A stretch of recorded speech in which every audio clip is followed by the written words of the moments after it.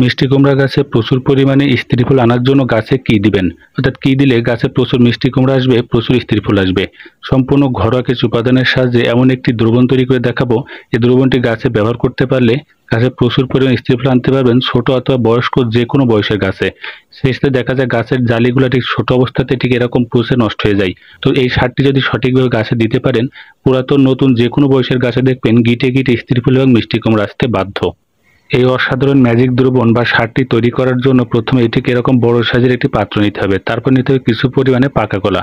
তার যে কোনো নষ্ট পাকা কলা নিলে সবচেয়ে ভালো হবে, কারণ তাড়াতাড়ি দ্রবণ বা সারে কনভার্ট হবে। তো আপনারা কয়েকটি পাকা কলা সংগ্রহ করে নেবেন। তারপরে সেই কলা থেকে গায়ে থেকে ঠিক এরকম কলার খোসাগুলি আলাদা করে নিতে হবে।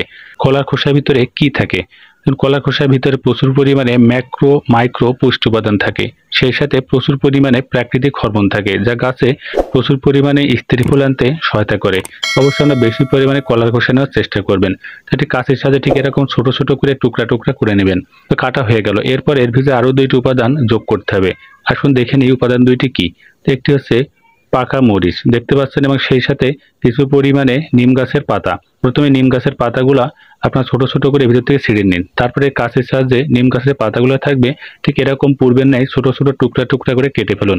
এরপর নিতে হবে দুইটি পাকা মরিচ। তো দেখতে পাচ্ছেন পাকা মরিচ দেওয়ার ফলে গাছে যে কোনো মাছি পোকা বা মাটির ভিতরে থাকা যে ঘুগরাগুলো থাকে, অর্থাৎ যে পোকাগুলো গাছের শিকড় নষ্ট করে থাকে, শিকড়গুলো নষ্ট হওয়া থেকে গাছকে রক্ষা করবে, অর্থাৎ মাটি বিশুদ্ধ করবে। তো প্রত্যেকটি উপাদান ছোট ছোট করে কেটে নিন। কেটে হাতের সাহায্যে ভালো করে মিশিয়ে ফেলুন। তারপর মিশিয়ে ফেললাম, মেশানো হয়ে গেল। এরপর তো নিতে হবে সামান্য পরিমাণে শুকনা গোবর সার, অর্থাৎ জৈব সার।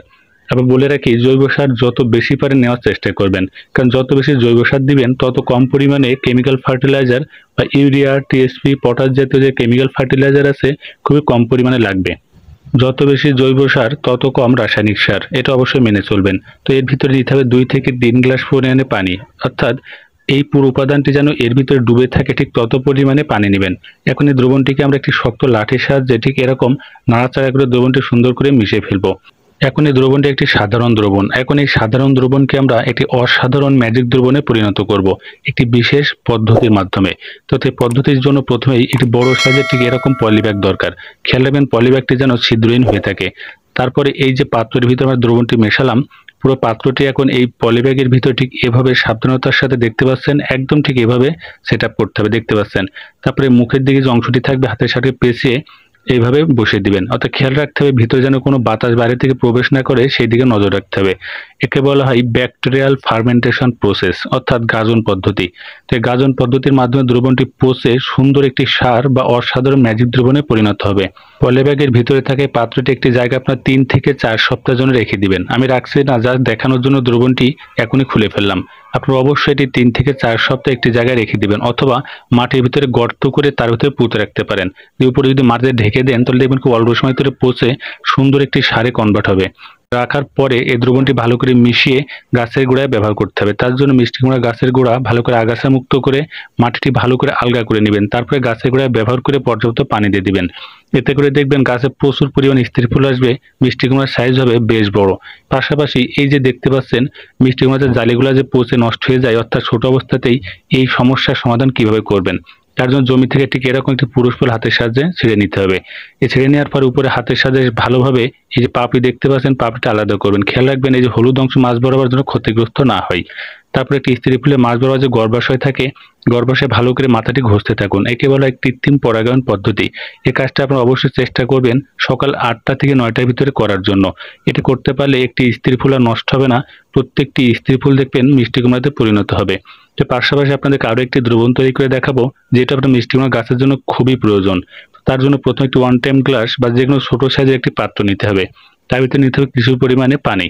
তারপরে আপনারা ঠিক একটি বড় সাইজের পেঁয়াজ নিয়ে পেঁয়াজটি ছোট ছোট করে কেটে নিন। কেটে পেঁয়াজের কুচি তৈরি করবেন, অথবা পেঁয়াজটি বেটে ঠিক ব্লেন্ডারের সাহায্যে পেস্টের মতো তৈরি করবেন। তারপরে যে পেঁয়াজ বাটা, এটা 2 থেকে 3 চামচ পরিমাণে এই পাত্রের ভিতরে দিয়ে দিবেন। ভালো করে পানির সাথে মিশিয়ে একটি জায়গায় রেখে দিন। তারপরে ঠিক আরেকটি পাত্র নিতে হবে, নিয়ে একটি ছাঁকনির সাহায্যে ভালো করে দ্রবণটি ছেঁকে নিন। অর্থাৎ আমরা পেঁয়াজের এই যে নির্যাসটি নিলাম। এরপর নিতে হবে কিছু পরিমাণে কাঁচা হলুদের গুঁড়া, অর্থাৎ আমরা জানি এটি একটি অ্যান্টিফাঙ্গাল অ্যান্টিব্যাকটেরিয়াল এজেন্ট, অর্থাৎ যে কোনো ফাঙ্গাসের বিরুদ্ধে এটি কিন্তু খুবই কার্যকরী। যেগুলো ফাঙ্গাস ব্যাকটেরিয়ার বিরুদ্ধে প্রাকৃতিক হরমোন বা প্রাকৃতিক কীটনাশক হিসেবে কিন্তু হলুদের গুঁড়া খুবই কার্যকরী। ভালো করে মিশিয়ে গাছে স্প্রে করে দিতে পারেন। এই দ্রবণটি অবশ্যই বিকেলের দিকে গাছে স্প্রে করবেন। এতে করে দেখবেন একটা স্ত্রী ফুলও নষ্ট হবে না, প্রত্যেকটি স্ত্রী ফুল মিষ্টি কুমড়াতে পরিণত হবে।